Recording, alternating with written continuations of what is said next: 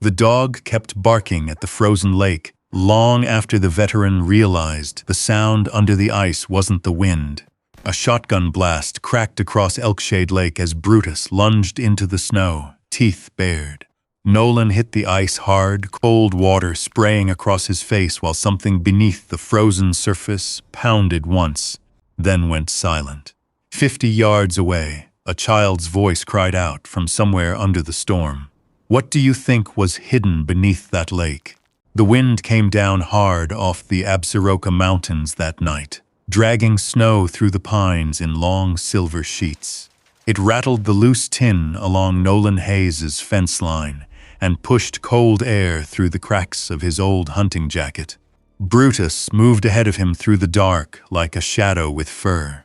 Nolan adjusted the flashlight in his gloved hand and kept walking. The fence had sagged again near the north ridge. Elk or moose probably leaned into it looking for salt. Around here, winter made everything desperate eventually. The beam of his flashlight swept across frozen brush, old cedar posts, and drifts of snow already knee-deep in places. The mountains beyond the trees looked black against the cloudy Wyoming sky. Brutus stopped beside a cluster of dead aspens and lifted his nose. Nolan noticed it immediately. The dog's posture changed, not curiosity alert, the kind that tightened every muscle before contact. Nolan slowed his pace automatically, instincts older than thought taking over. His eyes scanned the tree line, then the ridge above them. He listened. Nothing but wind. Still, he slipped his thumb beneath the retention strap on the holster under his coat. Easy, he muttered. Brutus didn't move. The German shepherd stood facing north toward Elkshade Lake, ears stiff, tail low, chest barely moving. Then came the growl, low, deep. The sound vibrated through the cold air. Nolan frowned. Brutus almost never growled unless something felt wrong. Back in Helmand Province, the dog had once growled like that 30 seconds before an IED detonated beneath the second Humvee in their convoy. Nolan still heard that explosion some nights, still smelled burning rubber and blood when thunderstorms rolled through the mountains. He pushed the thought away. Brutus. The dog started forward without looking back. They crossed through the trees until the forest suddenly opened onto the frozen shoreline of Elkshade Lake. Moonlight bled weakly through the clouds now, silver against the ice. The lake stretched out silent and endless, too silent. Nolan hated frozen lakes. In Afghanistan, silence before dawn usually meant incoming mortar fire. Brutus walked onto the snow-covered shoreline and stopped again. Another growl, this time louder. Nolan swept the flashlight across the ice. Nothing, just wind-blown snow. "You got a coyote under there or something?" he murmured. Brutus ignored him. The dog stepped closer to the edge, where the ice turned darker near the reeds. His paws scraped once against the surface. Then he barked, sharp, explosive. The sound echoed across the lake and vanished into the mountains. Nolan felt the hairs rise on the back of his neck. Brutus began clawing at the snow. Fast, violent. Chunks of ice scattered behind him. "Hey!" Nolan stepped forward. "Enough." The dog kept digging. His breathing turned ragged. Snow sprayed across Nolan's boots while Brutus attacked the frozen surface like something underneath was still alive. Nolan grabbed the leash clipped to the harness. Brutus, heel. Nothing. The shepherd pulled harder, whining now between growls. Nolan had seen combat dogs react to buried bodies before. The memory made his stomach tighten. Wind moved across the lake with a sound almost like whispering. Brutus slammed one paw downward again. Ice cracked. A thin fracture spread beneath the snow. Then Nolan saw it. Something dark trapped below the surface. At first he thought it was weeds. Then the flashlight caught faded pink fabric moving slowly beneath black water. Nolan froze. Brutus barked again and dug harder, claws scraping until blood streaked across the ice. Jesus. Nolan crouched carefully near the crack and wiped snow away with his glove. The fabric surfaced clearer now beneath the cloudy ice. A child's winter coat, small, pink. One sleeve twisted beneath the frozen water like an arm reaching upward. The wind suddenly didn't feel cold enough. Nolan stared at it without blinking. Then something else drifted into memory. A faded poster taped beside the gas pumps in Timber Creek 4 years earlier. 2 smiling girls. Missing Emily Mercer, Sophie Dunn. He remembered the pink coat because one of the volunteers had described it over and over during the search. Pink with white stitching around the cuffs. Nolan looked down again. White stitching. Exactly the same. His pulse slowed the way it always did before danger. His brain became painfully clear. Brutus stopped digging. The dog stood over the crack in the ice, trembling now, staring downward into the black water beneath them. Nolan reached for the radio clipped inside his jacket, then stopped halfway. The mountains around him suddenly felt too quiet. He turned off the flashlight. Darkness swallowed the shoreline instantly. He listened. Wind, trees, then a sound, very faint. Metal, somewhere out across the frozen lake. Not natural, not animal, a soft clank, like chain against steel. Brutus heard it too. The shepherd's ears snapped toward the center of the lake, body rigid as stone. Nolan slowly drew the pistol from beneath his coat. Every instinct he'd learned overseas crawled awake beneath his skin. Observe. Wait. Don't silhouette yourself. The moon slipped briefly from behind the clouds. For 1 second, Nolan thought he saw something far out on the lake. A shape, tall, standing motionless near the old spillway tower. Then the clouds closed again. Gone. Brutus let out another growl, lower this time. Nolan backed away from the cracked ice without taking his eyes off the darkness ahead. "Come on," he whispered. The dog didn't move. Brutus, still staring at the lake. Blood dripped from the dog's torn paw onto the snow. Nolan stepped closer and grabbed the harness handle firmly. The shepherd resisted for the first time in years, not fear, refusal. Like he knew leaving was wrong. Nolan swallowed hard and looked once more at the child's coat trapped beneath the ice.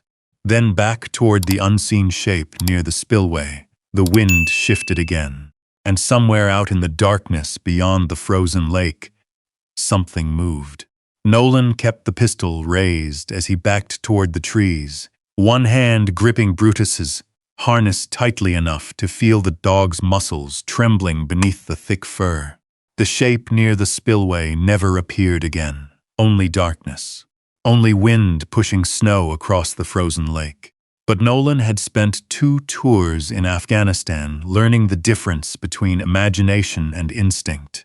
And instinct was rarely wrong. "Move," he whispered. This time Brutus obeyed. They crossed back through the pines in silence. Nolan kept stopping every 20 yards to listen. Old habits, security halts. He scanned ridgelines automatically, checking for movement between the trees, reflections off glass, anything unnatural. Nothing followed them. Still, the feeling stayed. That pressure between the shoulders soldiers carried when somebody unseen was watching from a distance. By the time the cabin came into view through the snowfall, Nolan's jaw ached from clenching it. The little place sat alone on the mountainside beneath heavy pine branches, smoke drifting weakly from the chimney. One porch light glowed amber against the dark. Home. At least that was what people called places like this. Nolan wasn't sure anymore. Brutus climbed the porch steps slowly, limping now. Blood marked faint spots across the old wood from his torn paw. Inside, the cabin smelled of firewood, coffee grounds, and cold metal. Nolan locked the door immediately, then checked it twice. He moved through the rooms without turning on extra lights. The same routine every night. Windows. Back entrance. Rifle by the table. Emergency flashlight beside the couch. He even glanced beneath the kitchen sink before finally exhaling. Brutus settled near the wood stove, but didn't lie down fully. Still alert, still listening. Nolan crouched beside him and examined the injured paw under the lantern light. "Damn fool dog," he muttered softly. Brutus looked up at him without blinking. The cuts weren't deep, but pieces of ice had lodged between the pads. Nolan cleaned them carefully, with warm water and tweezers from an old army medic kit.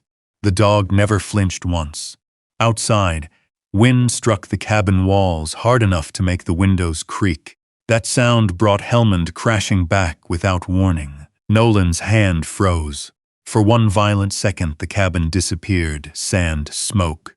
The burnt metal, smell of an overturned mrap baking beneath desert heat. Someone screaming for a medic. Then, a sharp crack from outside snapped him back. Nolan stood instantly, pistol already in hand before conscious thought caught up. Brutus surged to his feet beside him. Both stared toward the dark window. Nothing moved beyond the glass except blowing snow. Nolan stayed there nearly 30 seconds before lowering the weapon. His breathing had gone shallow again. 4 in, 4 out.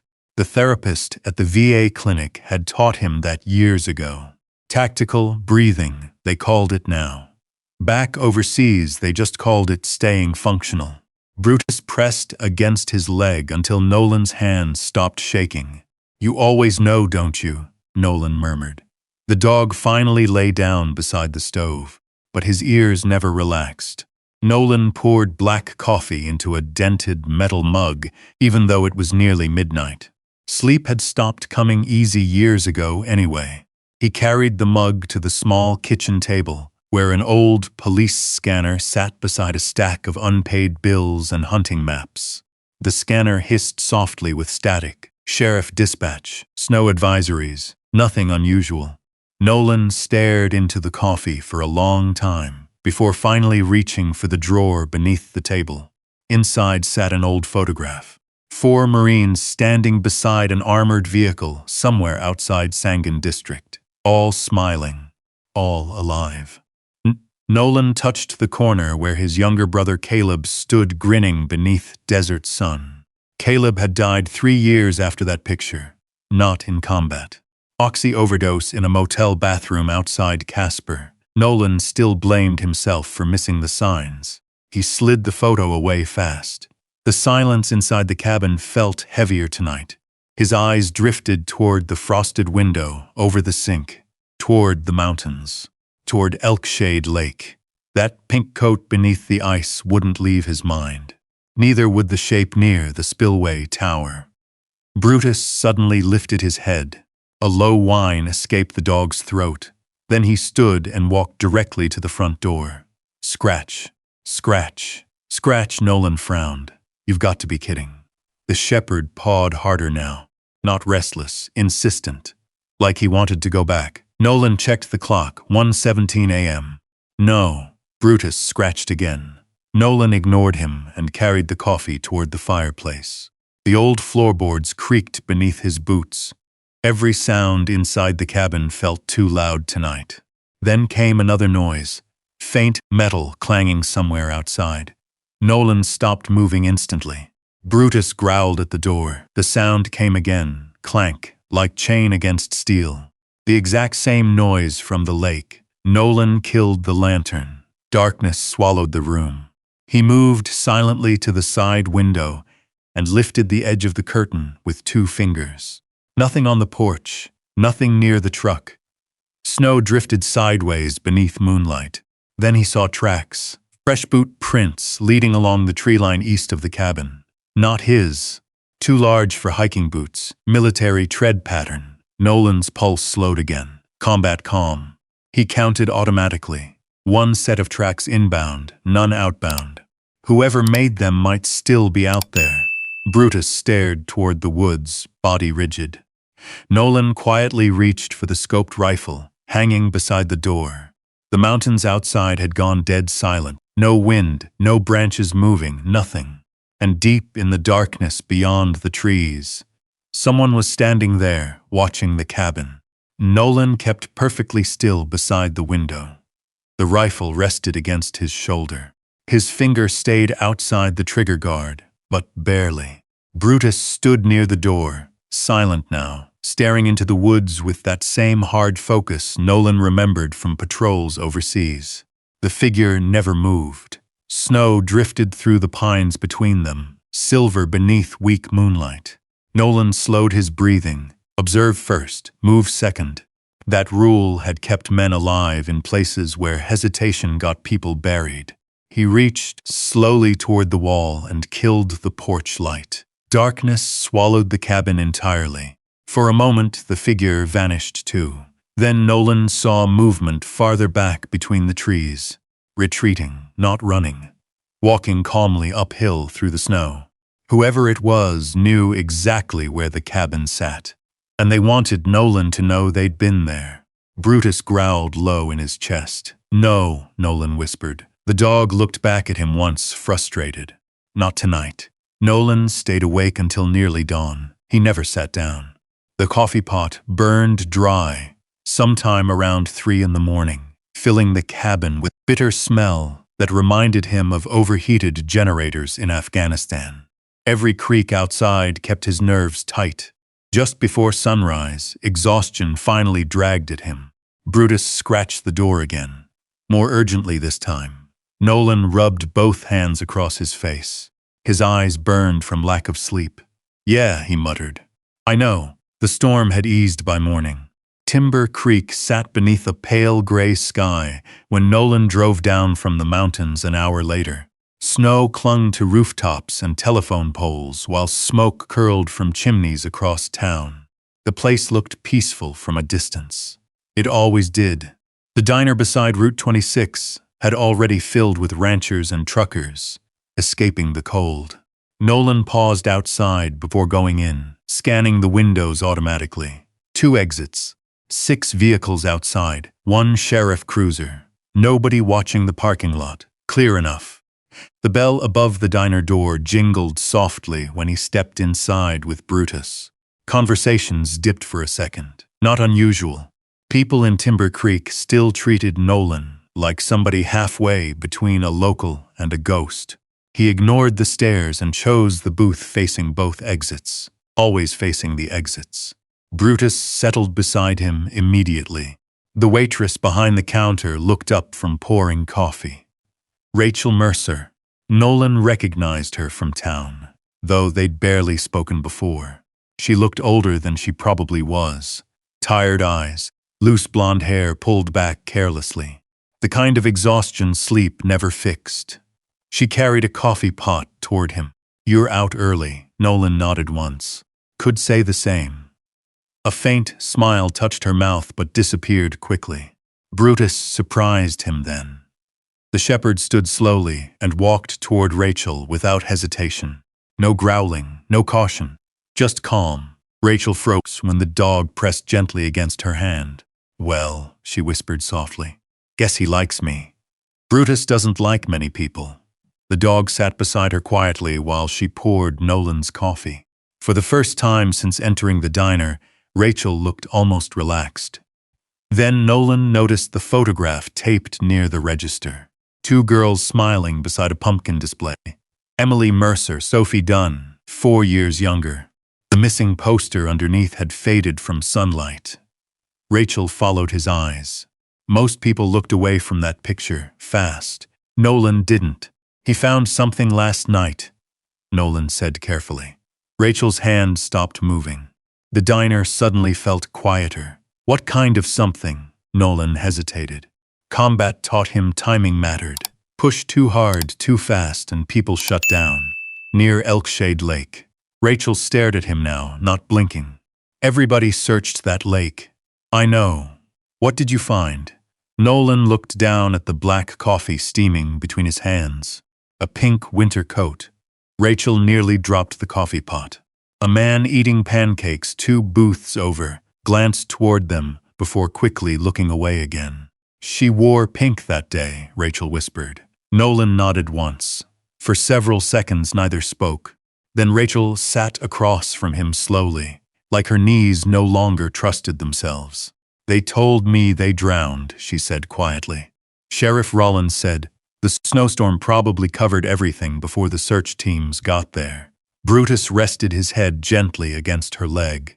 Rachel's fingers sank into the fur automatically. "But they never found bodies," she added. Nolan watched her carefully. "No. I kept asking them how they knew my daughter was dead if nobody ever found her.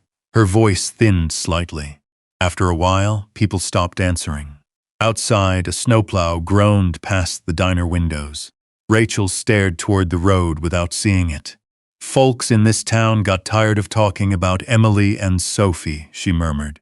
Missing kids make people uncomfortable.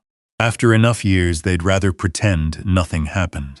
Nolan knew that feeling. People preferred silence over grief they couldn't fix. He glanced again at the photograph.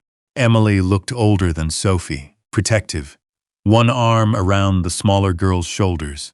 What were they doing near Black Pine Ridge? He asked. Rachel rubbed her thumb against Brutus's ear absent-mindedly. Fall festival that night.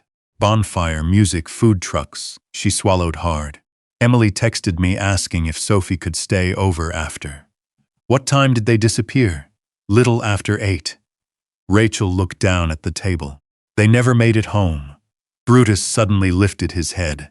The diner door opened. Cold air swept inside along with the heavy sound of boots. Sheriff Dean Rollins stepped through the doorway. Tall, broad-shouldered, gray mustache dusted with snow. Half the town trusted Dean Rollins more than their own families. Nolan noticed Brutus instantly stiffen beside Rachel. A low growl rolled through the dog's chest. Rollins heard it too. His eyes settled on Nolan, then on Brutus. Well, the sheriff said calmly, removing his gloves. That dog never did care much for me. Rachel's expression closed immediately, like a curtain dropping. Nolan leaned back slightly in the booth, studying the man without speaking. And for the first time since finding the coat beneath the ice, something inside him whispered that Brutus wasn't growling by accident. Sheriff Dean Rollins removed his hat slowly and brushed snow from the shoulders of his coat. The diner seemed warmer when he walked in, safer. People smiled at him. A rancher near the counter lifted 2 fingers in greeting. Somebody called out, asking about road conditions near Cody.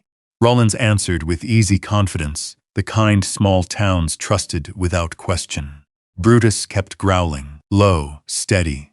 Nolan rested one hand against the shepherd's neck. Rollins noticed. He always this friendly? The sheriff asked lightly. Depends on the person. For just a second, something unreadable flickered behind Rollins's eyes. Then it vanished beneath another calm smile. Rachel stood up from the booth and grabbed the coffee pot. You need a refill, Dean? Please. Her voice had changed. Careful now, guarded. Rollins sat across from Nolan without being invited. Snow melted slowly from his boots onto the diner floor. Heard you were out near Elkshade last night, he said. Nolan didn't react. Word travels fast. In a town this small, Rollins shrugged. Always does. Brutus's ears flattened slightly. The sheriff glanced down at the dog. What do you find up there? Nolan studied him over the rim of his coffee mug. No point showing all your cards early. Old clothing beneath the ice. Animal probably dragged it there. Maybe. Rollins leaned back casually. Lake's dangerous this time of year. Ice shifts around the spillway. Interesting. Nolan hadn't mentioned the spillway. The sheriff kept talking. Search teams covered every inch of that area 4 years ago. He looked toward Rachel briefly before lowering his voice. Sometimes people see things because they want answers too badly. Rachel stopped wiping the counter. Nobody spoke for a moment. Then Rollins stood. Well, he said quietly, if you find anything worth reporting, you call me first. His eyes settled on Nolan hard enough to feel. That clear? Nolan nodded once. Crystal. The sheriff left a few dollars beside his empty coffee cup and walked back into the snow. Brutus watched him through the diner window until the cruiser disappeared down Main Street. Only then did the growling stop. Rachel sat slowly back across from Nolan. You think he knows something? Nolan stared out at the road a long moment before answering. I think your dog instincts are usually better than people's. You mean Brutus? Nolan looked down at the shepherd. The dog's eyes remained fixed on the door. Rollins had exited through. Yeah, Nolan murmured. I do. An hour later, Nolan headed back toward Elkshade Lake. Snow clouds had thickened again over the mountains, turning the afternoon light pale and flat. The farther he drove from Timber Creek, the emptier the world became. Pines, ice, silence. Brutus sat upright in the passenger seat the entire drive, alert, watching the road. Nolan parked near the abandoned service trail leading toward the old spillway. Nobody maintained this side of the lake anymore. Too isolated, too unstable after spring floods damaged the lower dam years earlier. He stepped out into knee-deep snow and immediately scanned the ridgeline. Tracks, fresh, one set. Boot tread, not hiking boots, tactical soles. Nolan crouched low beside them. The impressions cut deep into the snow, meaning whoever made them carried weight. Probably male. Probably moving carefully. Not a hunter. Hunters wandered. This person moved in straight, deliberate lines. Brutus sniffed the tracks once and looked toward the trees, then started walking. Nolan followed. The forest swallowed sound quickly beneath heavy snow. Branches creaked overhead while wind moved through the canyon below. Nolan loosened the knife on his belt and kept his pace steady. 10 minutes later, Brutus stopped beside a frozen drainage ditch. The dog's posture tightened again. Nolan noticed the marks immediately. A drag trail beneath thin snow, old, partially frozen over. Something heavy had once been pulled toward the spillway side of the lake. He knelt carefully. Not animal, too straight, too controlled. Military memory stirred unpleasantly in the back of his head. Body movement. Extraction. The thought made his stomach harden. Brutus moved farther downhill suddenly and barked once near a wall of broken concrete almost buried beneath snowdrifts. The remains of the old drainage tunnel. Nolan had heard stories about it years ago. Army engineers helped reinforce the lower dam sometime in the late 80s before the county abandoned the entire section. Most locals avoided it now. Too dangerous, too unstable. Brutus slipped through the opening without hesitation. Damn it, Nolan muttered and followed. The tunnel smelled wrong immediately. Not abandoned. The air carried traces of damp, concrete, diesel, and something faintly electrical. Someone had been here recently. Nolan pulled a compact signal mirror from his jacket pocket and angled it carefully around the first corner before exposing himself. Clear. The flashlight beam swept across rusted pipes and shallow water running beneath cracked concrete. Then he saw them, boot prints in the mud, fresh. Brutus walked ahead slower now, nails clicking softly against wet cement. The tunnel curved deeper beneath the spillway. Nolan's pulse had gone cold and steady again. Unfamiliar, limited exits, bad place for an ambush. The flashlight passed over crushed food cans near the wall. Recent brands, not old enough to belong here. Nearby sat dead flashlight batteries stacked neatly beside a blanket. Brutus stopped, completely froze. 20 feet ahead stood a steel door partially hidden behind hanging plastic sheeting. Heavy, industrial, and locked from the outside. Nolan approached carefully. That's when his flashlight caught. The writing, scratched into the concrete wall beside it. The words looked jagged, desperate, like they'd been carved with broken metal. We tried to go home. Nolan stared at the message without breathing. Brutus began growling again. Then from somewhere behind the steel door came the faint sound of something moving. Brutus barked once, sharp, violent. The sound exploded through the tunnel, before dying into the dripping darkness beneath the dam. Nolan raised the flashlight instinctively. Nothing moved beneath the beam, only the steel door, only rusted hinges slick with condensation. Then came another sound, a scrape, soft, like something dragging lightly across concrete on the other side. Nolan stepped closer. Every instinct told him this place was wrong. Too organized, too lived in. The food cans, the batteries, the blanket folded neatly against the wall. Someone came here often, maybe still did. Brutus planted himself directly in front of Nolan, blocking him from the door. The shepherd's growl deepened. Not aggression this time, warning. Nolan crouched beside him slowly. "What do you hear, buddy?" Brutus's ears twitched toward the steel door. Another faint movement, then silence again. Nolan reached carefully toward the heavy padlock hanging from the latch. It looked newer than everything else around it. Recently maintained. He touched the metal, cold, but not frozen, meaning somebody had opened it not long ago. That realization settled badly in his chest. Nolan stood and swept the flashlight farther down the tunnel instead. More tracks in the mud. Several overlapping boot prints, leading deeper beneath the spillway before disappearing around another bend. One set looked larger, military tread again. Brutus suddenly turned toward the entrance tunnel behind them and growled hard. Nolan killed the flashlight instantly. Darkness swallowed them whole. Footsteps outside, crunching lightly through snow near the tunnel entrance. Nolan's heartbeat slowed into that strange combat rhythm he hated and trusted at the same time.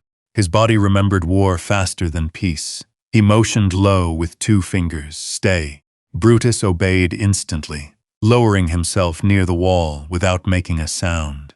Nolan pulled the pistol from his holster and moved sideways against the damp concrete. The footsteps stopped. Silence. Water dripped somewhere deeper underground.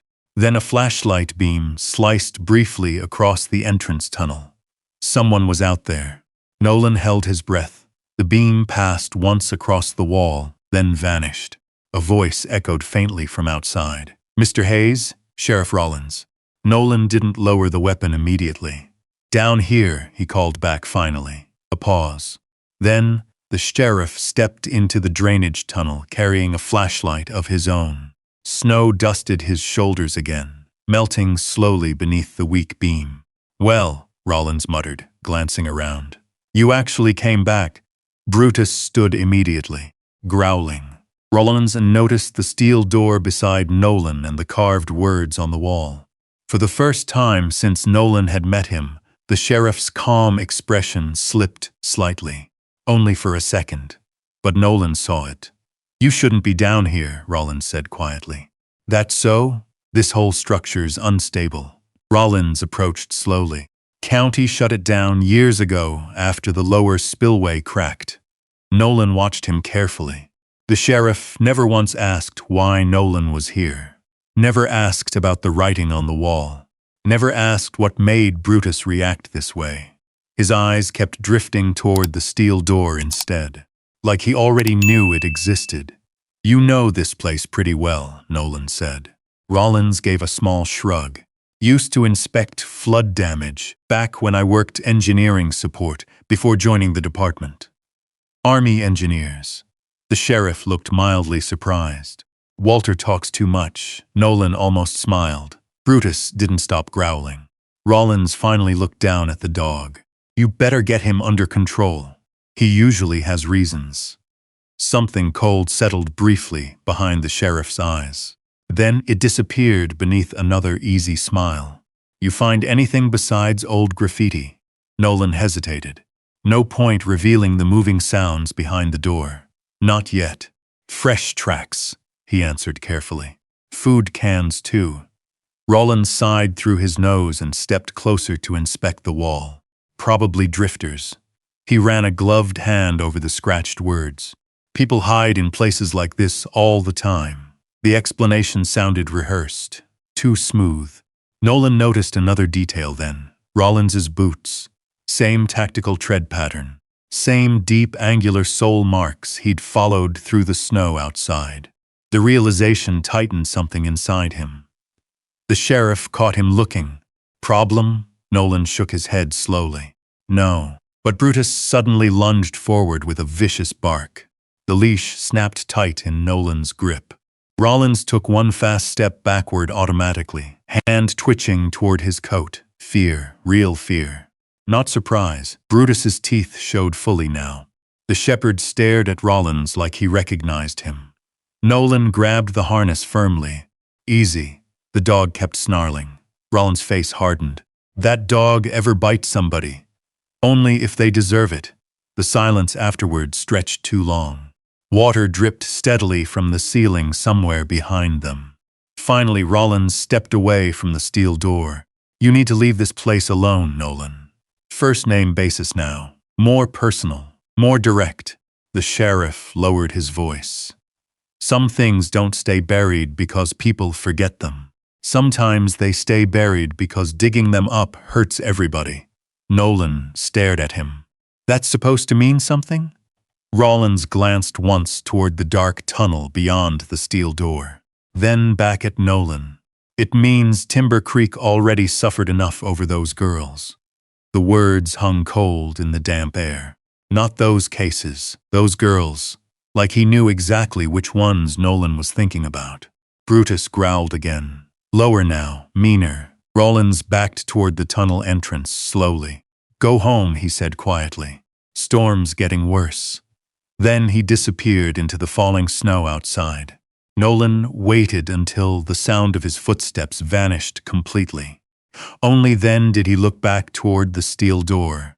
Brutus stood rigid beside it, ears forward, every muscle tense. And from somewhere far behind the rusted metal came the unmistakable sound of a child crying. Nolan felt every muscle in his body lock at once. Not fear, recognition. The sound was small, weak, barely more than a whimper beneath the dripping pipes and groaning concrete. But it was human. Brutus barked sharply at the steel door, claws scraping the wet floor. The crying stopped immediately. Silence crashed back over the tunnel. Nolan stepped closer, flashlight trembling slightly in his hand now. Hey, he called. Can you hear me? Nothing. Only water moving somewhere deep beneath the spillway. Brutus pressed against the door again, whining this time. Nolan crouched near the padlock and inspected it carefully. Heavy industrial steel, recently oiled. Fresh scrape marks around the latch. Somebody opened this often. He reached for the lock instinctively before stopping himself. Bad tunnel, unknown layout, single choke point. Every lesson from overseas screamed the same thing. Don't force entry blind. Not without knowing what waits behind it. Nolan stood slowly. We come back prepared, he murmured. Brutus looked up at him sharply, frustrated. I know. The dog didn't want to leave.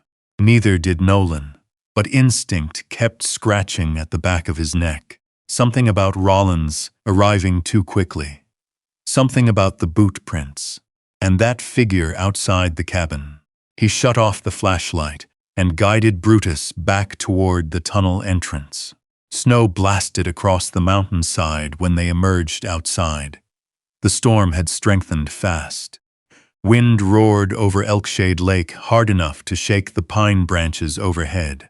Nolan stopped near the tree line and studied the snow around his truck. Fresh tracks, again, not his. Boot prints circled once around the vehicle before disappearing into the woods. Someone had been watching while he was underground. Brutus growled low beside him. Nolan scanned the ridge carefully. Movement flashed briefly between the trees uphill.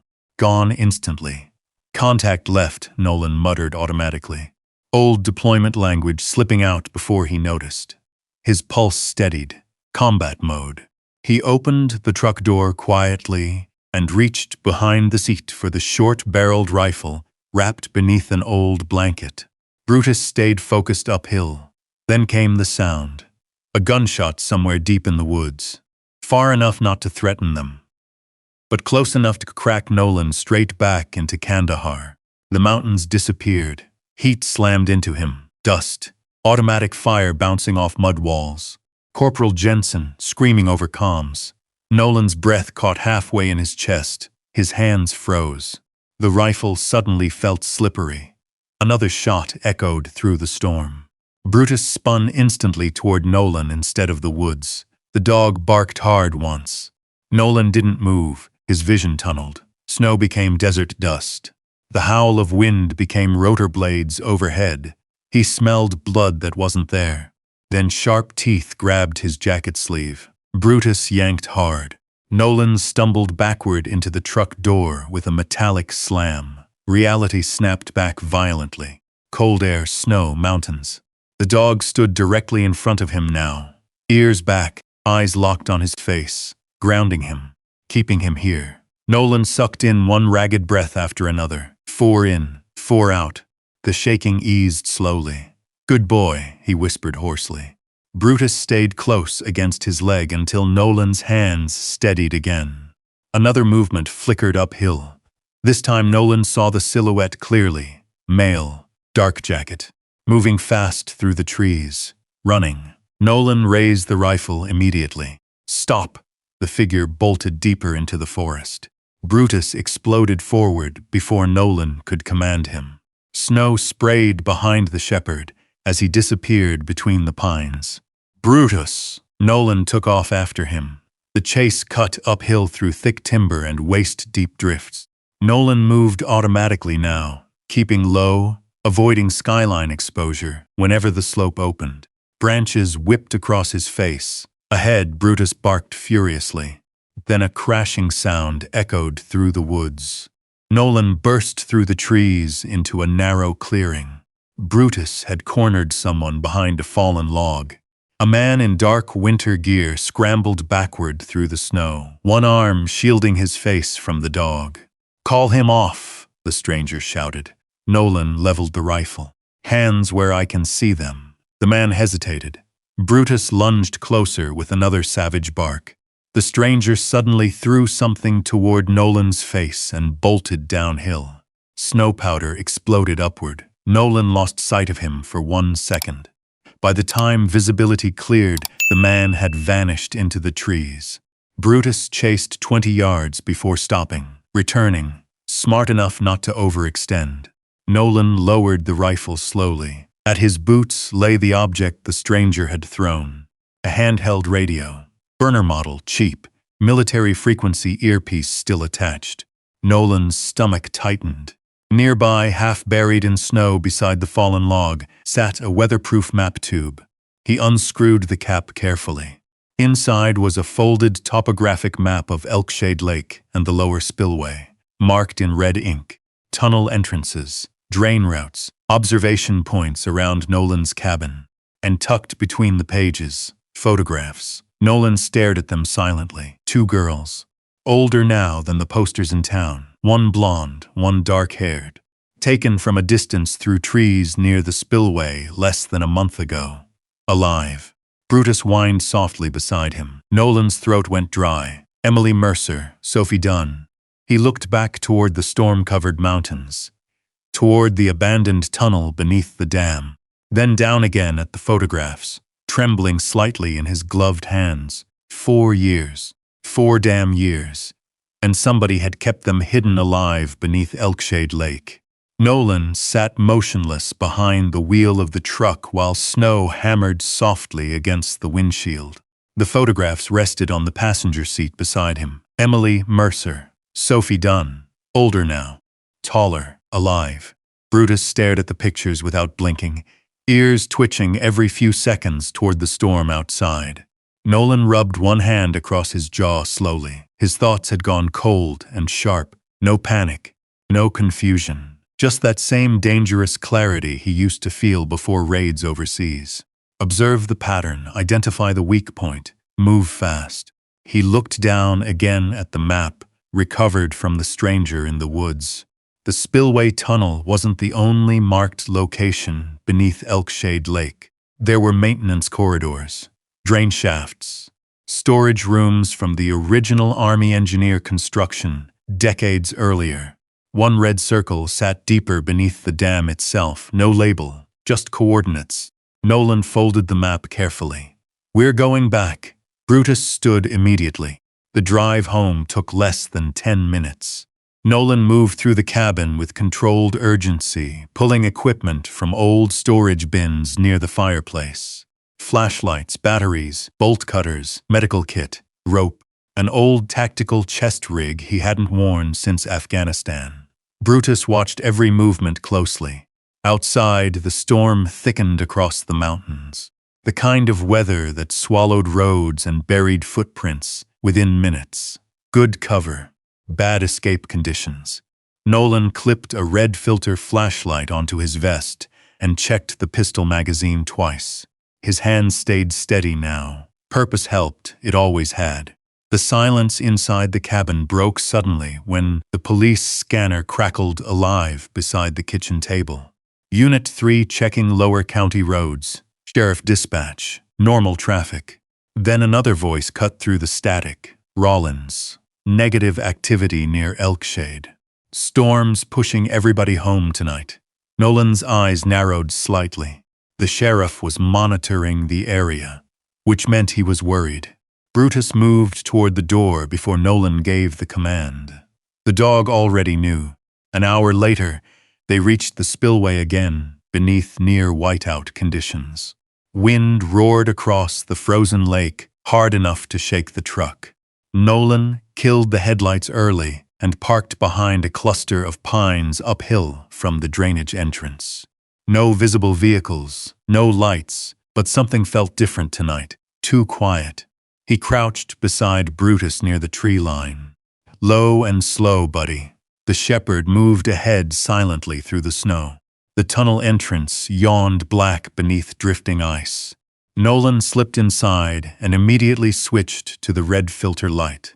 Less visibility, harder to spot from a distance. Water echoed faintly through the concrete corridors as they moved deeper underground. The steel door appeared again ahead through the darkness. Brutus growled softly. Nolan knelt beside the padlock and slid the bolt cutters into position. The metal snapped with a sharp crack that echoed through the tunnel. Both man and dog froze instantly. Listening, nothing answered.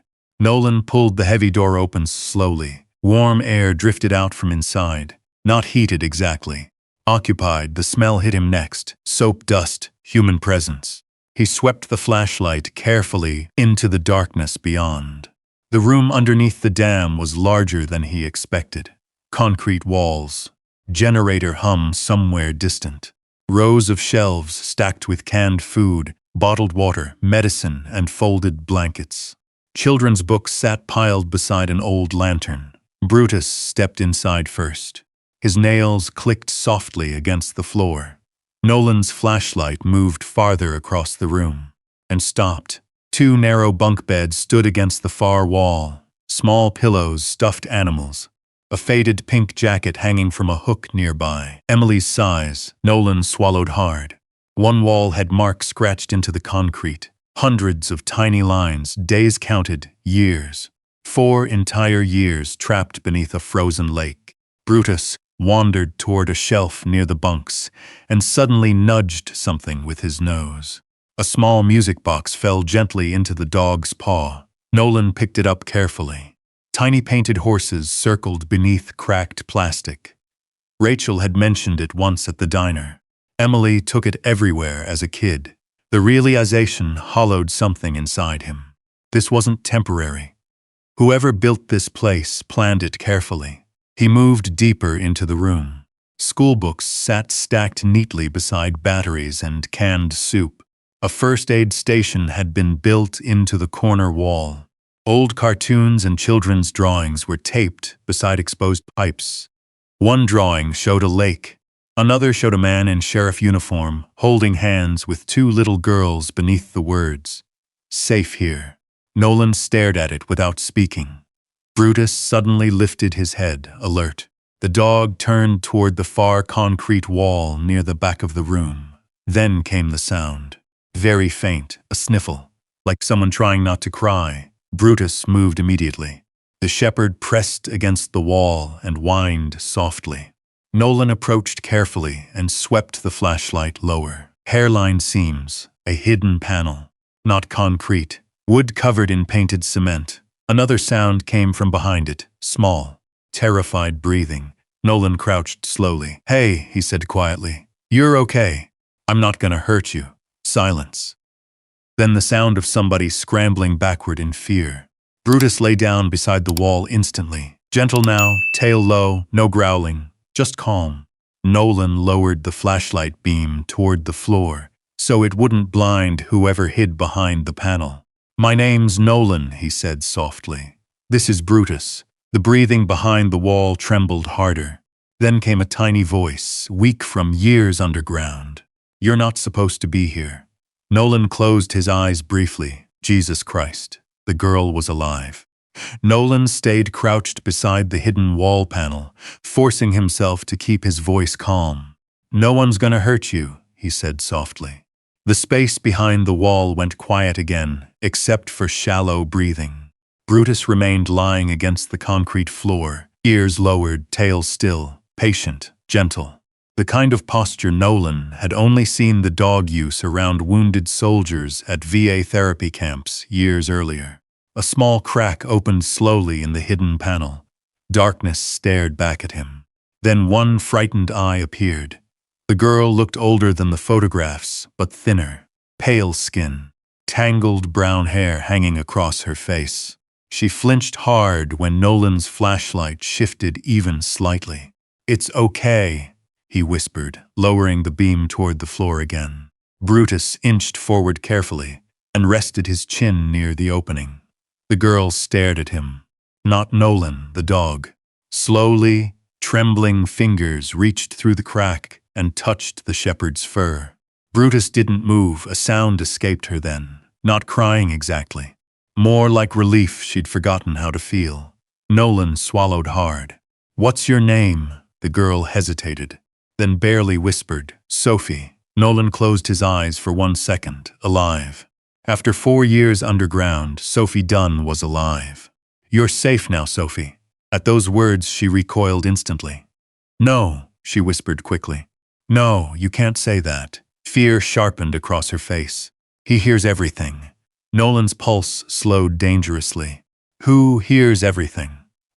Sophie looked toward the ceiling instinctively, toward the world above the bunker, then back at Nolan.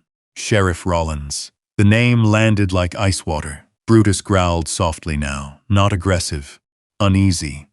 Sophie opened the panel farther at last and crawled slowly into the room. She looked far too small for 13. Baggy sweatshirt sleeves covered her hands. Bruises shadowed her knees from years spent crawling through tight concrete spaces. Her eyes darted constantly toward every sound in the bunker, like prey. Nolan noticed another detail immediately. No reaction to cold. The girl had adapted completely to underground life. Sophie crouched beside Brutus and buried both hands in his fur. "He said dogs were dangerous," she murmured. "But this one isn't." "No," Nolan said quietly. "He's not." The girl stared at the bunk beds without speaking for several seconds, then finally asked, "Did my mom send you?" Nolan nodded slowly. She never stopped looking. Something inside Sophie broke at those words. Her face folded instantly, not loud crying, worse, silent shaking, like she'd spent years teaching herself not to make noise. Brutus pressed closer against her, automatically. Nolan looked away briefly, giving her the dignity of privacy. Water dripped somewhere deep beneath the dam. Generators hummed softly through the walls. And above them all sat an entire town believing these girls had died years ago. "How long has Rollins kept you here?" Nolan asked carefully. Sophie wiped her eyes fast with the sleeve of her sweatshirt. "A long time. Did he hurt you?" She shook her head quickly. "He said outside people would hurt us worse." Her voice stayed flat, rehearsed. "He said bad men took children. He said the town stopped caring." Nolan felt anger moving slowly beneath his ribs now, cold anger, the dangerous kind. Sophie looked toward the second bunk. Emily didn't believe him anymore. The room fell silent. Nolan already knew before asking, but he asked anyway. "Where's Emily?" Sophie's eyes filled instantly. She tried to leave. Brutus lifted his head. The girl pulled her knees tighter against her chest. She found one of the tunnels last spring, after the snow melted above the drainage pipes. Sophie swallowed hard. "We almost made it outside." Nolan said nothing. She wanted to run to the highway. Sophie's voice trembled now. "But he caught us near the spillway." Nolan's jaw tightened. "What happened?" Sophie stared down at the floor. "He took Emily away." The words barely came out. She screamed at him. Sophie rubbed both hands together nervously. After that, I never saw her again. Brutus whined softly beside her. Nolan felt something ugly turning in his stomach. The coat beneath the lake ice, the drag marks, the crying behind the steel door. His instincts had already started putting pieces together he didn't want assembled. Then suddenly, Brutus's ears snapped upright. The shepherd stood instantly and faced the tunnel entrance, growling. Nolan killed the flashlight at once. Darkness swallowed the bunker. Sophie froze in terror. "He's back," she whispered. Nolan moved low toward the entrance corridor and listened carefully. At first he heard only dripping water, then metal scraping somewhere above the spillway tunnel. Boots, slow, deliberate, coming closer. Nolan pulled the pistol smoothly from his vest. Combat breathing returned automatically. 4 in, 4 out. Think, observe, move. He leaned close beside Sophie in the darkness. "Listen to me carefully," he whispered. "Is there another exit?" The girl nodded fast. "Storm drain behind the wall. Can it reach the woods?" "I think so." Brutus growled harder now. Closer footsteps echoed through the tunnel. Nolan could see faint flashlight movement somewhere beyond the steel doorway outside. Whoever approached wasn't hiding anymore. Sophie grabbed Nolan's sleeve suddenly. "He wears the sheriff uniform sometimes," she whispered shakily. "But not when he comes angry." The flashlight beam swept briefly beneath the crack of the steel door. Brutus bared his teeth, and then the voice came through the darkness beyond the tunnel. Calm. Familiar. "Nolan," Sheriff Rollins called softly. The girl beside him started shaking uncontrollably. "I know you're in there." Sheriff Rollins's voice drifted through the tunnel with terrifying calm. No anger, no panic, like a father speaking gently through a bedroom door. Nolan crouched beside Sophie in the darkness and placed one finger against his lips. The girl clamped both hands over her mouth instantly. Brutus stood frozen near the steel entrance. Muscles tight beneath his coat, every inch of him focused on the sound outside. The sheriff knocked once against the metal door. Slow, heavy. "You shouldn't have brought him down here, Sophie." The girl began trembling harder. Nolan leaned close to her ear. "The storm drain," he whispered. "Show me." Sophie nodded quickly and crawled toward the hidden panel behind the bunk beds. Nolan moved backward beside her, without turning his back fully on the steel door. Always maintain visual on the threat. The old instinct slid naturally into place. Another knock echoed through the bunker. Rollins sighed softly outside. "You know he won't understand this place the way you do." The hidden panel slid open just enough for Sophie to squeeze through. Cold air drifted out from the narrow crawl space behind it. Brutus backed toward them carefully, never taking his eyes off the steel entrance. Then the sheriff's voice changed slightly. Harder now. "Nolan." A metallic clink echoed through the tunnel. "Keys." The sheriff had keys. Nolan's pulse slowed instantly. Decision made. "Move," he whispered. Sophie crawled into the storm drain. Brutus followed halfway before stopping again. The dog turned back toward the steel door and growled viciously. Then came the sound of the lock opening. Nolan shoved himself into the crawl space just as the bunker door groaned open behind them. Flashlight beams swept the room. Rollins entered alone, at least visibly alone. Nolan held perfectly still inside the cramped concrete shaft. Sophie crouched ahead of him, breathing fast through her sleeves, while Brutus blocked the narrow opening behind them like a living barricade. The sheriff moved slowly through the bunker. Nolan could hear every boot step, every breath, then silence, long enough to become unbearable. "You know," Rollins said quietly. "Emily fought harder than you did." Sophie made a broken sound somewhere ahead in the dark. Nolan grabbed her shoulder before she could move. The sheriff continued. She scared herself, believing the outside world still wanted her back. Brutus's growl deepened. Nolan tightened his grip on the pistol. One shot inside this concrete crawl space would deafen all of them. Bad option. Rollins walked closer to the hidden panel, I gave you safety, he said softly. Warm food, shelter, protection from people who stopped caring 4 years ago. The flashlight beam suddenly cut through the narrow gap inches from Brutus's face.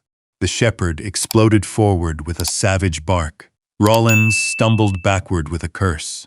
Damn dog, Nolan moved instantly. Go. He shoved Sophie deeper into the storm drain while Brutus lunged through the opening behind them. Chaos erupted inside the bunker. Furniture crashed. Rollins shouted. Brutus snarled violently somewhere in the room. Nolan crawled hard through the freezing concrete tunnel, dragging Sophie ahead whenever she slowed. The storm drain narrowed sharply beneath the spillway. Rusty water soaked through Nolan's gloves. Behind them came another sound, a shotgun blast. Concrete dust burst through the drain ceiling. Sophie screamed. Keep moving. Brutus barked furiously somewhere behind the gunfire. Then another blast thundered through the bunker. Nolan's heart nearly stopped. Brutus, the barking continued, alive, thank God. The storm drain angled downward before finally opening into darkness beneath the outer spillway wall. Nolan shoved the rusted grate outward with both shoulders. Frozen snow exploded inward. Wind screamed across Elkshade Lake. Sophie crawled out first, shivering violently now beneath the blizzard. Nolan emerged behind her and immediately scanned the shoreline. Visibility maybe 30 yards. No sign of Rollins yet, but Brutus still hadn't appeared. Nolan turned back toward the drainage opening. Then the shepherd burst through the grate at full speed. Blood streaked one side of his shoulder. Not deep, but enough to turn Nolan's stomach cold. Brutus limped once before planting himself beside Sophie protectively. The dog's eyes stayed locked on the spillway behind them. Movement emerged through the storm. Sheriff Rollins stepped out near the drainage opening, holding a shotgun low against his leg. Snow whipped across his coat and gray beard. He looked less like a sheriff now, more like something carved from the mountain itself. Sophie shrank backward immediately. Rollins ignored Nolan completely at first. His eyes stayed fixed on the girl. You don't belong out here, he called through the wind. Nolan raised the pistol. Stay where you are. The sheriff looked at him calmly. You think you're saving her? She's 13, Dean. She's alive because of me. The storm roared louder around them. Rollins slowly lowered the shotgun barrel toward the ice. Emily tried running too, he said quietly. Sophie made a choking sound. Nolan felt it before hearing it. Truth moving closer. What happened to her? The sheriff's jaw tightened once. Then he glanced toward the frozen spillway near the center of the lake. Brutus suddenly barked hard and pulled toward the ice. Nolan followed the dog's line of sight. A long crack stretched across the frozen surface near the drainage outflow. Dark water pulsed beneath it. And trapped beneath the ice, something pale moved slowly in the black water below. Sophie saw it too. Her scream tore across the lake. Emily, Nolan ran. The ice groaned beneath his boots as he dropped beside the fracture line. A human arm floated beneath the frozen water, tangled in rusted drainage wire. Pink fabric drifted around it. The same coat Brutus found under the ice. Nolan's breathing stopped completely. Emily Mercer had never escaped the lake. She died right here, trying to save Sophie. Behind him, Rollins lowered his head slowly. Like a man staring at a grave nobody else understood. Brutus whined beside the crack in the ice while snow buried the dead girl, inch by inch beneath the storm. For several seconds, nobody moved. Wind swept across Elkshade Lake in long, hollow waves, carrying snow over Emily Mercer's frozen body beneath the ice. Sophie collapsed to her knees beside Nolan. No, she whispered. No, no. Her small fist struck the ice weakly before Brutus nudged gently beneath her arm, trying to steady her. Sheriff Rollins stood 20 yards away, holding the shotgun loosely against his coat, not aiming it. Not yet. Nolan rose slowly to his feet. Something inside him had gone terrifyingly calm. You left her there. Rollins looked toward the dark water beneath the cracked ice. She fell through during the thaw. His voice sounded distant now. Current trapped her under the spillway grate before I could pull her free. You expect me to believe that? The sheriff's jaw tightened. I tried to save her. Sophie shook violently beside the ice. You locked us underground. Rollins finally looked at her, and Nolan saw it clearly then. Not hatred, not cruelty, something worse, conviction. The sheriff stepped slowly closer through the blowing snow. I kept you alive. You kidnapped children. I protected children. His voice hardened suddenly. You think this town cared after the search money dried up? You think those reporters and volunteers would have stayed forever? He pointed toward Timber Creek, somewhere beyond the storm. People move on. They always move on. Nolan felt Brutus press tightly against his leg. The dog sensed the danger rising. Rollins continued walking slowly across the lake. 4 years ago, this country was losing kids every day. His eyes stayed fixed on Sophie now. Drugs, predators, broken homes. Internet garbage poisoning their minds before they were old enough to understand it. You don't get to decide who lives in cages, Nolan said coldly. The sheriff stopped. Snow gathered across his shoulders and hat brim. You served overseas, Nolan. You know what the world really is. His voice dropped lower. You've seen children blown apart because adults failed them. That hit harder than Nolan expected. Helmand flashed briefly behind his eyes again. Dust, blood on concrete walls. A little Afghan boy missing both shoes after an IED strike. Nolan shoved the memory down hard. That doesn't give you the right.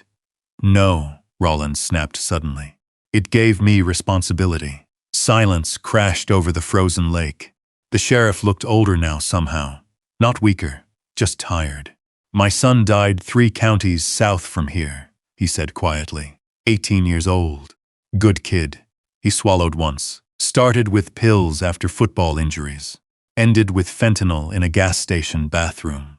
Sophie stared at him in horror. Rollins looked back toward the lake.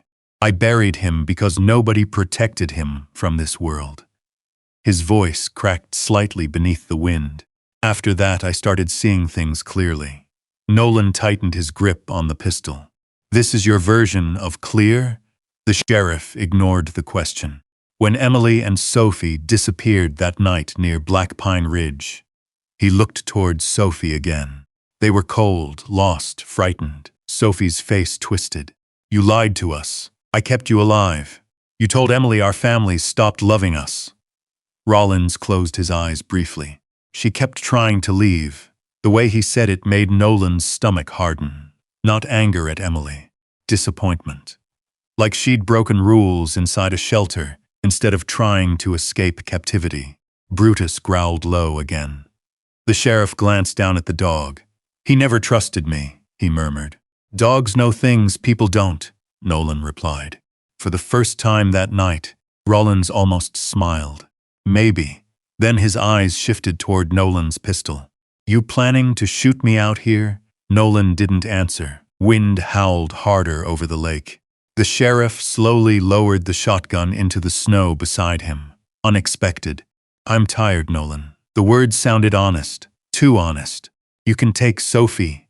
Sophie stared at him in shock, but Nolan didn't relax. Something still felt wrong. Rollins stepped closer to the cracked ice where Emily floated beneath the black water. She deserved better than this place, he whispered. Nolan saw it then. The man truly believed he had loved those girls. That twisted realization made the entire mountain feel colder. Brutus suddenly barked sharply toward the far tree line. Nolan turned instantly. Movement. Flashlights. Several of them. Sheriff deputies pushing through the storm near the shoreline. Rollins looked over too, and for the first time all night, fear crossed his face. Real fear. Nolan, he said quietly. You don't understand what happens next. Deputy voices echoed faintly through the wind. Sheriff. Brutus moved protectively in front of Sophie. Rollins stared at the approaching lights another second before making a decision. He grabbed the shotgun from the snow. Nolan raised the pistol instantly. Don't. The sheriff's expression changed completely. Not surrender anymore. Survival. They'll destroy everything, he said. What are you talking about? But Rollins never answered. Instead, he backed slowly across the frozen lake toward the spillway darkness. Brutus barked furiously. Deputy flashlights swept closer through the storm. Then Rollins stopped one final time near the fractured ice. Snow whipped around him like smoke. You think monsters look like monsters, he called over the wind. Nolan aimed steady at his chest. Drop the gun. The sheriff shook his head slowly. I was the only thing standing between those girls and a world that forgot them. Then the ice beneath his boots cracked loudly. One violent sound splitting across Elkshade Lake. Rollins glanced downward, too late. The frozen surface collapsed beneath him. Black water swallowed the sheriff instantly. Sophie screamed. Nolan sprinted forward on instinct while Brutus lunged beside him. The lake ice groaned dangerously beneath their weight as freezing water churned where Rollins vanished. For 1 second, Nolan saw the sheriff's hand break the surface. Then darkness dragged him back under. Gone. Only shattered ice and black current remained beneath the storm. Brutus barked wildly at the water, while Nolan dropped to one knee beside the collapsing edge. But deep down, he already knew.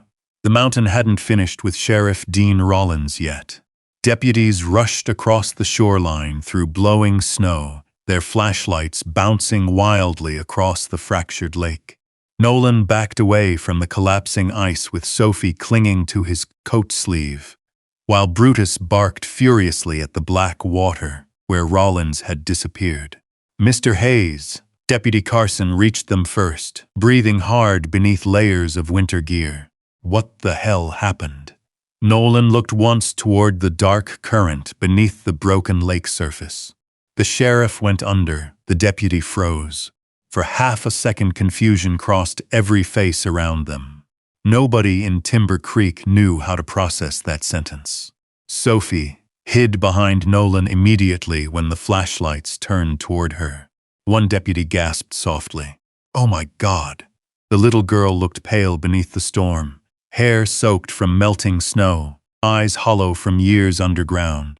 Alive, after 4 years, the reality hit the deputies all at once. Radio chatter exploded immediately across the shoreline. Dispatch, we found one survivor. Get MS moving now. Where's Rollins? Nolan barely heard any of it. His eyes stayed fixed on the lake. Brutus suddenly stopped barking. The dog's ears snapped forward hard. Then he growled, low warning. Nolan felt it instantly too. Movement beneath the ice. Fast. Back! He shouted. Too late. The frozen surface exploded 20 feet away as Sheriff Rollins burst upward from the black water, with the shotgun still strapped across his shoulder. The deputies froze in shock. Rollins fired immediately. The blast shattered ice beside Deputy Carson's legs and sent everyone diving for cover.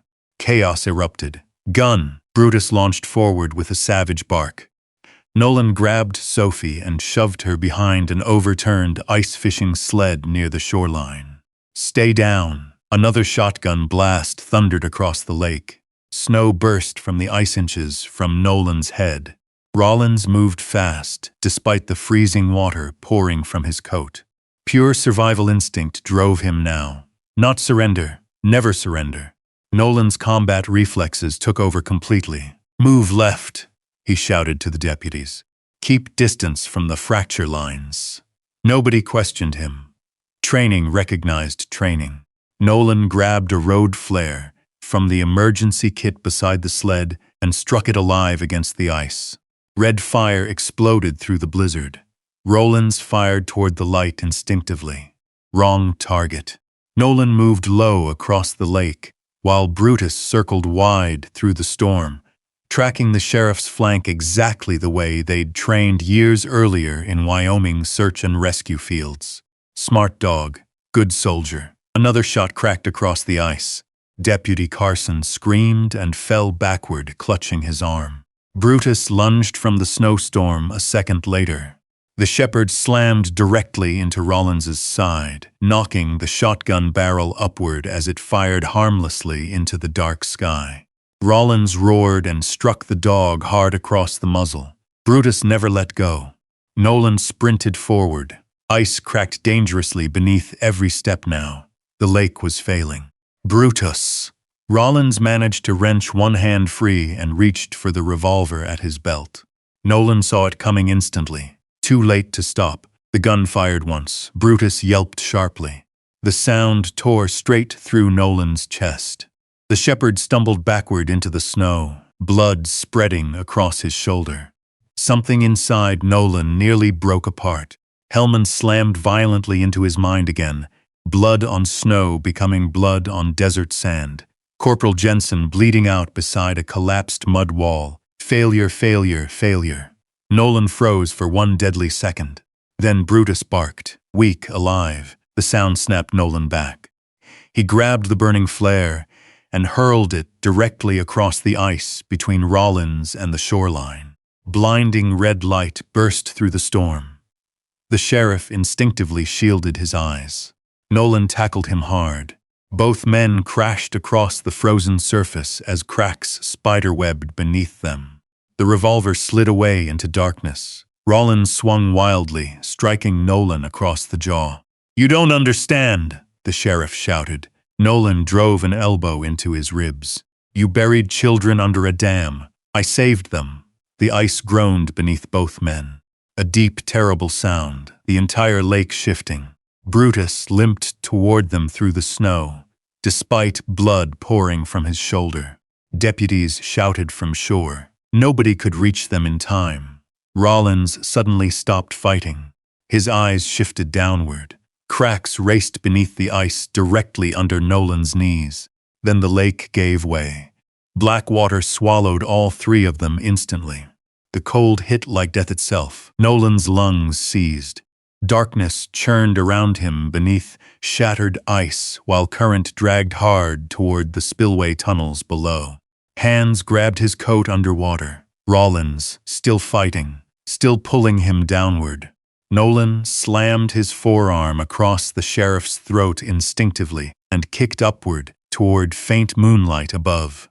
His hand struck ice instead of open water. Wrong direction. Panic surged fast. Then teeth clamped onto Nolan's jacket collar. Brutus. The dog pulled hard through freezing current, dragging Nolan toward a broken opening in the ice. Light appeared above them. Nolan burst through the surface, gasping violently, while deputies rushed forward with ropes. But Rollins never resurfaced. The black current beneath Elkshade Lake swallowed him completely. Deputies hauled Nolan and Brutus toward shore as the lake continued collapsing behind them in thunderous cracks. Sophie screamed, Nolan's name somewhere through the storm. Brutus collapsed beside him the moment they reached solid ground. Blood soaked the shepherd's fur. Nolan grabbed the dog immediately. "Stay with me, buddy." Brutus's breathing came shallow and fast against the snow. The sight nearly destroyed him. Deputies wrapped blankets around Sophie, while EMS lights flashed faintly through the storm farther up the road. Nolan held pressure against the wound with shaking hands. "Come on," he whispered. "Not you too." Brutus lifted his head weakly and pressed his muzzle against Nolan's wrist. Still here, still fighting. Out on the shattered lake, black water churned beneath drifting snow. But Sheriff Dean Rollins never came back up. By dawn, Elkshade Lake looked like a battlefield abandoned by winter itself. Emergency lights flashed silently against the snowbanks, while rescue crews moved across the shoreline in heavy coats and ice gear. Search ropes stretched over the broken surface where the sheriff had vanished beneath the spillway current hours earlier. Nobody found him. Not that morning, not the next one either. The mountain had swallowed its secret keeper whole. Nolan sat in the bag of the ambulance beside Brutus while a veterinarian stitched the shepherd's shoulder under portable floodlights. The dog never made a sound. even when the needle pushed deep into torn muscle. Hell of an animal, the vet muttered quietly. Nolan rested one hand against Brutus's neck. Yeah, his own hand still shook slightly from the freezing water. Shock, exhaustion, adrenaline leaving the body one painful inch at a time. Across the road, Sophie sat wrapped in blankets beside paramedics while social workers spoke softly around her. Every sudden noise still made the girl flinch, but she stayed close enough to keep Nolan in sight. Like part of her still believed the mountain might take her back underground if she looked away too long. Then Rachel Mercer arrived. Nobody stopped her when she ran through the snow. She saw Sophie first. A sound escaped her throat that barely sounded human. Not joy, not grief. Something deeper than both. Sophie stood slowly beneath the floodlights. For one heartbeat, they only stared at each other across the snowstorm. Then Rachel reached her daughter. Nolan looked away after that. Some moments belonged only to families. Brutus leaned heavily against his leg, while Rachel held Sophie, like she was trying to put 4 lost years back together with her bare hands. Hours later, rescue divers recovered Emily Mercer from beneath the spillway ice. The entire town seemed to go silent after that. Timber Creek changed overnight. News crews flooded the county roads within days. Satellite trucks lined Main Street beside the diner. People who once called Sheriff Rollins a hero now lowered their eyes whenever his name surfaced. The bunker beneath the dam became national news. So did the years Sophie spent hidden beneath Elkshade Lake. But Nolan avoided every camera, every interview, every microphone pushed toward his face. He'd spent enough of life trying to survive attention. Spring came slowly to the Absaroka Mountains. Snow melted in long silver streams down the ridges, while patches of dead grass finally emerged beneath the thaw. Brutus healed slower than Nolan liked. The bullet had passed through clean, but the shepherd carried the leg stiff now. Every morning he limped slightly when stepping off the porch. Still followed Nolan everywhere. Still checked windows at night. Still slept beside the front door, like guarding one last perimeter. Some habits never left soldiers. One afternoon, Nolan drove into town for the first time since the lake. People treated him differently now. Not like the strange veteran living alone in the mountains. Something quieter, respectful, maybe even grateful. Walter from the hardware store refused to charge him for dog food. The waitress at the diner poured his coffee before he asked. Nobody said much. Small towns rarely did after tragedy. Rachel visited the cabin once the roads cleared fully. Sophie came with her. The girl stood awkwardly near the porch steps while Brutus limped outside slowly to greet her. For the first time since leaving the bunker, Sophie smiled without fear. A real smile. Small, fragile, but real. Brutus sat beside her while she scratched carefully behind his ears. "He still checks corners before entering rooms," she whispered. Nolan glanced toward the dog. "So do I."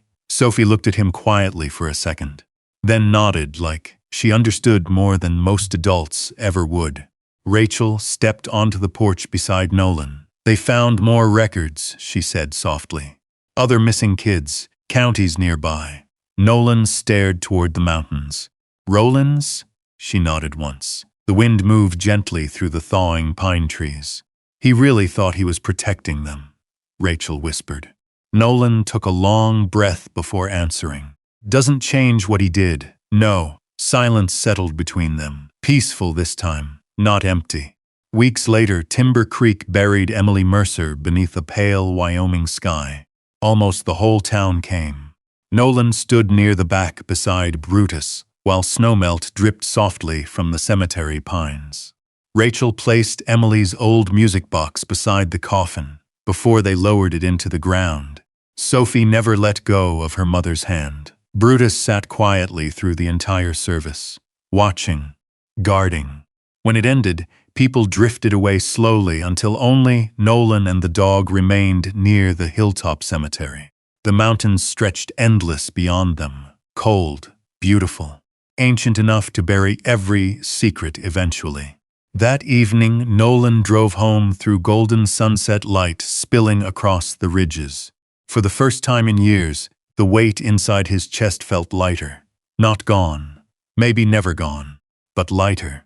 Back at the cabin, Brutus settled near the fireplace with a tired groan while Nolan sat at the kitchen table cleaning mud from an old pair of boots. The police scanner stayed silent tonight. No storms, no emergency calls, just quiet, real quiet. Outside, spring water dripped steadily from the roof edges. Nolan looked toward the bedroom doorway after a while. The knife he always kept beneath the pillow was still there, waiting. Same place every night since Afghanistan. He stared at it a long moment, then slowly stood. Brutus lifted his head. Nolan picked up the knife, opened the dresser drawer, and set it inside. The dog watched him carefully. Nolan walked back to the fireplace and lowered himself beside the shepherd on the rug. Brutus leaned against him immediately, warm, solid, alive. Nolan reached up and removed the old military dog tags hanging from a nail near the mantel. The metal clinked softly in the firelight. He wrapped them gently around Brutus's collar. "You stayed," he whispered hoarsely. When nobody else did, Brutus pressed his muzzle into Nolan's hand. Outside, snow melted quietly down the slopes of the Absaraka Mountains beneath a sky, finally clearing after winter. And for the first time in many years, Nolan Hayes fell asleep without reaching for a weapon. Maybe that's what loyalty really looks like. Not loud, not perfect, just staying when everyone else walks away. If Brutus earned your respect tonight, drop a simple 1 in the comments so I know you made it to the end with them. And if stories like this still mean something to you, stories about loyalty, survival, broken people finding their way back home, make sure you subscribe and turn on the bell, because the next story, waiting beyond these mountains, might stay with you even longer than this one.